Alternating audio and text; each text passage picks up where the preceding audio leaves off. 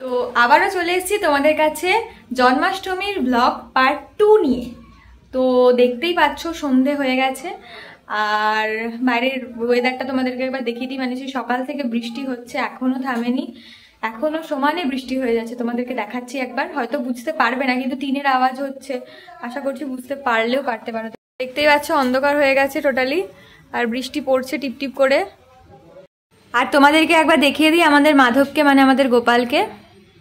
আর এই যে আমার বাড়ির সমস্ত দেবতা, ইষ্ট দেবতা, বাকি সব ঠাকুরদেরকে একবার দেখে নাও তোমরা। হ্যাঁ, আমি জানি তোমাদের মনে প্রশ্ন আসছে যে আমার এই চশমাটা আবার কোথা থেকে চলে এলো। আসলে আমার এই চশমাটা নাকি অনেক ব্যাকডেটেড, এরকম সবাই বলে। আমার বন্ধুরা থেকে শুরু করে ছোট ছোট ভাই বোনরা, আত্মীয় স্বজনরা সবাই বলে এই চশমাটা নাকি আমার ব্যাকডেটেড। আর আমার ছোট থেকেই, মানে আমার ক্লাস 1 থেকেই চশমা। তো সেই ক্লাস থেকে চশমা হওয়ার কারণে আমি এইরকম ফ্রেমই পরি সচরাচর। আরেকটা যেই ফ্রেম আগের ব্লগটায় দেখেছো, ওরকম ফ্রেম আমি পরি না সচরাচর।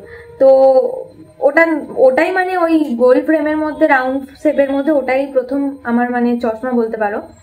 আর এই চশমাটা কি বলতো, আমি বাড়িতে পরি, কারণ আমার ওই চশমাটার ওপর অত্যাচারটা করতে চাই না। কারণ আমার চশমার ওপর প্রচুর অত্যাচার হয়, চশমার ওপর শুয়ে পড়ি, চশমার ওপর বসে পড়ি, এরকম অনেক ইনসিডেন্ট হয়েছে। কিন্তু এই চশমাটা এতই মজবুত যে এখনো বিশেষ কিছু হয়নি।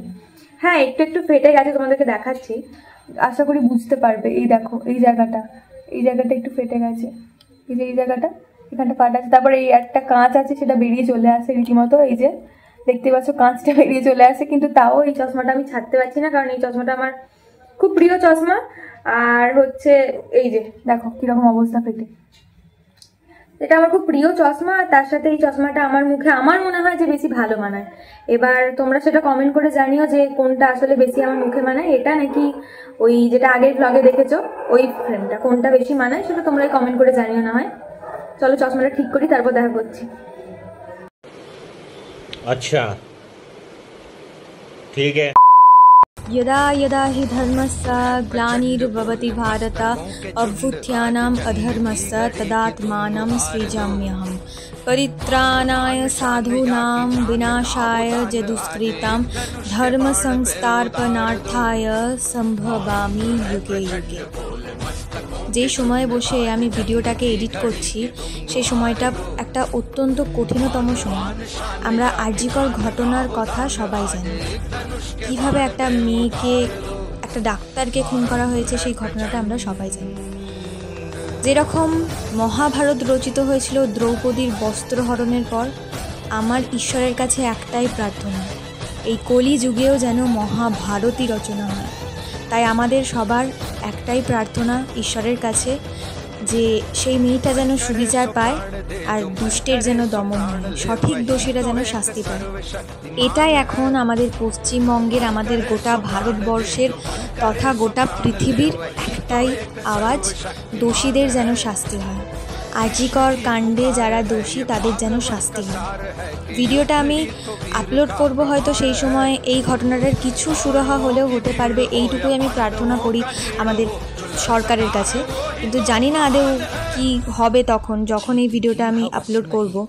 কিন্তু তাও আমি চাই, আমি কেন, পশ্চিমবঙ্গের প্রত্যেকটা মানুষ চাই ওই মেয়েটা যেন সুবিচার পায়, আর পশ্চিমবঙ্গের তথা গোটা পৃথিবীর সমস্ত মেয়েরা যেন সুরক্ষিত থাকে, এটাই একমাত্র প্রার্থনা। যাই হোক, সেদিন জন্মাষ্টমীর সন্ধেবেলার দিন এটা।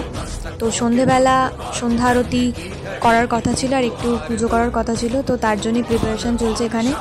দেখতেই পেলে তোমরা যে আমি ধূপ জ্বেলে দিয়েছি, আর তার সাথে প্রদীপও জ্বেলেছি। আর এরপর হচ্ছে মাধবদের নতুন জামা পরিয়ে নিচ্ছি। সকালে একটা ড্রেস পরিয়েছিলাম, দেখেছিলে তোমরা। আর মানে আমি পরাইনি, ওটা কাকিমণি পরিয়েছিল। আর এই রাতের বেলার মানে সন্ধ্যা আরতির সময় যে ড্রেসটা পরানোর কথা, সেটা আমি পরিয়েছিলাম, সেটা তোমরা দেখতে পাচ্ছ। এই যে মাধব সেজে গুজে রেডি হচ্ছে, আর সন্ধ্যা আরতির জন্য প্রস্তুত হচ্ছি আমরা সবাই। তার সাথে সব থেকে বড় কথা, আমাদের যেই মাস আগস্ট মাস, আমাদের স্বাধীনতার মাস, 15ই আগস্ট আমাদের স্বাধীনতা দিবস, সেই দিনটাই আমরা ভালো করে সেলিব্রেট করতে পারি না। সেই মাসটাতেই একটা মেয়েকে, একটা ডাক্তারকে মৃত্যু হয়েছে। আগের বছরও এই মাসেই আশা করি যাদবপুর ঘটনার কথা তোমরা সবাই জানো। সেই ছেলেটা, একটা ছোট ছেলে, কত স্বপ্ন নিয়ে পড়াশোনা করতে গেছিলো, তাকেও মরতে হয়েছে।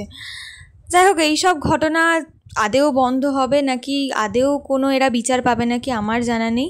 তাই ঈশ্বরের কাছে একটাই প্রার্থনা করি যেন ভবিষ্যতে এরকম ঘটনা অন্তত আর না ঘটে, আর এরা যেন অন্তত সঠিক বিচারটা পায়।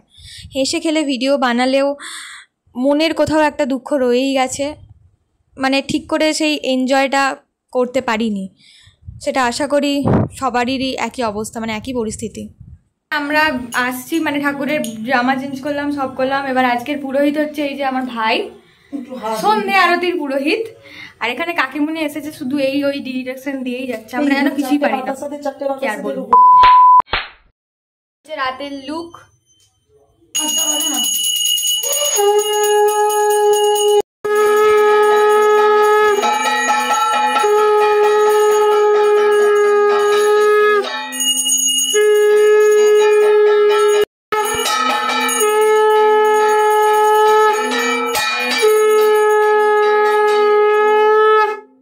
আমি নিজে শাক বাজাচ্ছি, জলে শাকে জল দিয়ে খাচ্ছি। समझ रहे हो? সন্ধ্যারতির পর মাধবদেরকে দেখিয়ে দিচ্ছিলাম একটু মোমবাতি, আর মোমবাতি দিয়ে দিলাম। কারণ মোমবাতির আলো যখন ঠাকুর ঘরে দেবে, মানে মোমবাতি যখন লাগাবে না, তখন ঠাকুরকে এক অপরূপ সুন্দর লাগে। সেটা কি করে বোঝাতে পারবো। পর প্রচন্ড পরিশ্রমের পর অবশেষে খেতে বসেছি। এই যে দেখতেই পাচ্ছ মা খেতে বসেছে। অনেক পরিশ্রম করেছি। আরে মানে কি বলবো, আমাকে বলছে মা তোমাকে কিচ্ছু করতে হবে না, তুমি চুপ করো, আর বকতে হবে না। আরে বাপ রে, ये तो धोती खोल रहा है। আর এটা হচ্ছে আমার বাবা। তো চলো, আমাদের মধ্যে এইসব ঝামেলা চলতেই থাকবে। আর তোমাদেরকে কি করতে হবে, চ্যানেলটাকে সাবস্ক্রাইব করতে হবে, লাইক কমেন্ট শেয়ার করে প্রচুর পরিমাণে সবার কাছে পৌঁছে দিতে হবে ভিডিওটাকে। তো যদি ভালো লেগে থাকে অবশ্যই লাইক কমেন্ট শেয়ার করতে ভুলো না। আর আজকের দিনটা তোমরা কেমন করে কাটালে কমেন্টে জানিও। আজকের মতো এটুকুই, চলো দেখা হচ্ছে পরের ভিডিওতে। টাটা।